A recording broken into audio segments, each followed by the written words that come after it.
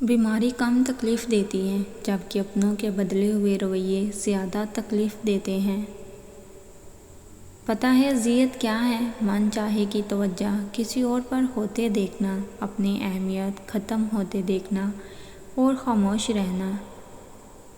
تیری تکلیف، تیری آزمائش، تیرا مشکل وقت تیرا ہی رہے گا، چاہے اس کو سنا یا اس کو چھپا۔ یہ الفاظ بھی باکمال ہوتے ہیں، انجانے اندیکھے لوگوں کو دل میں اتار لیتے ہیں، وہ برسوں کی پہچان رکھنے والوں کو دل سے اتار دیتے ہیں۔ تیرے بدلنے کا دکھ نہیں ہے، میں اپنے اعتبار پہ شرمندہ ہوں۔ ہر اس چیز کی خوبصورتی ہے لیکن اس کا پتہ خاص وقت پر ہی لگتا ہے۔ اسکول کی گھنٹی 9 بجے تو غصہ دلاتی ہے لیکن 4 بجے خوشی دیتی ہے۔ بھیک مانگنے والے کی بے بسی کا اندازہ تب ہوتا ہے جب میں اس سے اپنے لیے کسی بھکاری کی طرح توجہ اور پیار کی بھیک مانگتے ہو، اس وقت کتنی اذیت ہوتی ہے۔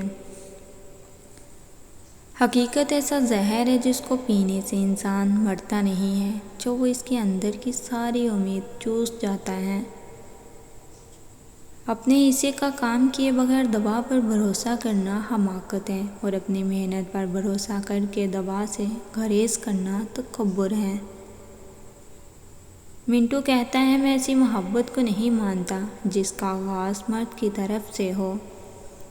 اگر کوئی تمہاری قدر نہ کرے تو پھر تمہیں بھی کوئی حق نہیں کہ خود کی نہ قدری کرواتے پھرو۔ راستوں کے کتوں کی پرواہ نہیں کرتے ورنہ منزل نہیں ملتی۔ کتے بھونکنے کے لیے ہوتے ہیں، روکنے کے لیے نہیں۔ خوف انسان کا سب سے بڑا دشمن ہے۔ میری آنکھوں میں آنسو نہیں نمی ہے، وجہ آپ نہیں آپ کی کمی ہے۔ لوگ جو تمہارے بارے میں سوچتے ہیں تم انہیں کبھی نہیں بدل سکتے، اس لیے انہیں وضاحتیں دینے میں اپنا وقت ضائع مت کرو۔ اکثر ایسا ہوتا ہے کہ جو لوگ کسی کے خلوص کی قدر نہیں کرتے وہ لوگ ساری زندگی مخلص لوگوں کو ترستے ہیں۔ محبت خوبصورتی کو تو نہیں کہتے، عربی لغت میں تو محبت کہتے ہی کسی ایک شخص کا کسی دوسرے کی نظر میں خوبصورت لگنا، اتنا خوبصورت کہ دل میں سما جانا۔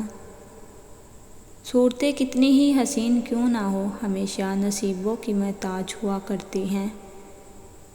عورت کبھی ادھار نہیں رکھتی، محبت، عزت، خوشی، نفرت سب دگنا کر کے لوٹاتی ہے۔ کوئی چاہے کتنا بھی خوبصورت ہو لیکن اگر وہ مخلص رہنا نہیں جانتا تو کچرا ہے۔ جب مرد کو عورت سے سچی محبت ہوتی ہے تو وہ عورت کو احساس دلاتا ہے کہ وہ ہمیشہ اس کے ساتھ ہے۔ محبت ہونا جرم نہیں، محبت کو اس مقام پر چھوڑنا کہ دوسرے کی زندگی برباد ہو جائے ناقابل معافی جرم ہے۔